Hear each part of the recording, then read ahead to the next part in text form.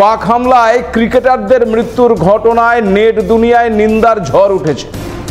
স্বাভাবিকভাবেই এই হামলার প্রতিবাদে ত্রিদেশীয় সিরিজ থেকে নিজেদের দল প্রত্যাহার করে নিয়েছে আফগানিস্তান। এই সিরিজে খেলার কথা ছিল শ্রীলঙ্কা, আফগানিস্তান এবং পাকিস্তানে।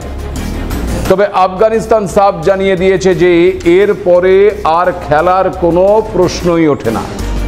আর আফগানিস্তান ক্রিকেট বোর্ডের এই সিদ্ধান্তকে সমর্থন জানিয়েছেন আফগানিস্তানের টি-20 ক্রিকেট দলের অধিনায়ক রশিদ খানও। তিনি পরিষ্কার জানিয়েছেন, দেশের মর্যাদা সবার আগে, অনেক নিষ্পাপ প্রাণের মৃত্যু হয়েছে। তিনি আফগানিস্তানের ক্রিকেট বোর্ডের সিদ্ধান্তকে স্বাগত জানিয়ে এই কঠিন সময়ে দেশের মানুষের পাশে থাকার বার্তা দিয়েছেন।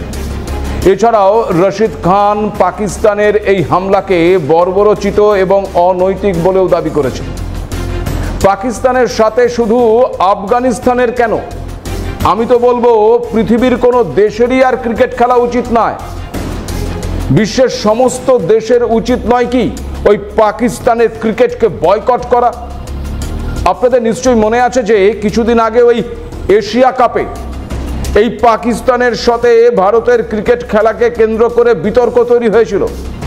অনেকেই ওই প্রোটোকল নিয়মের দোহাই দিয়ে পাকিস্তানের সঙ্গে ভারতের খেলাকে সমর্থন করেছিলেন। কিন্তু যে দেশটির সেনা হামলা চালিয়ে কোনো দেশের ক্রিকেটারদের খুন করতে পারে, সেই দেশটির সঙ্গে সত্যিই কি কোনো দেশের ক্রিকেট খেলা উচিত, শোভা পায়? গোটা ঘটনা এই মুহূর্তে রাগে ফুঁসছে আফগানিস্তান।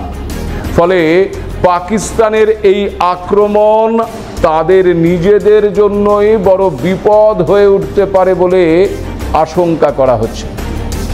কারণ ওই সংঘর্ষ বিরতি ঘোষণার সময় তালিবানের মুখপাত্র জবিউল্লাহ মুজাহিদ নিজের সেনাদের আক্রমণ করতে মানা করেছিলেন।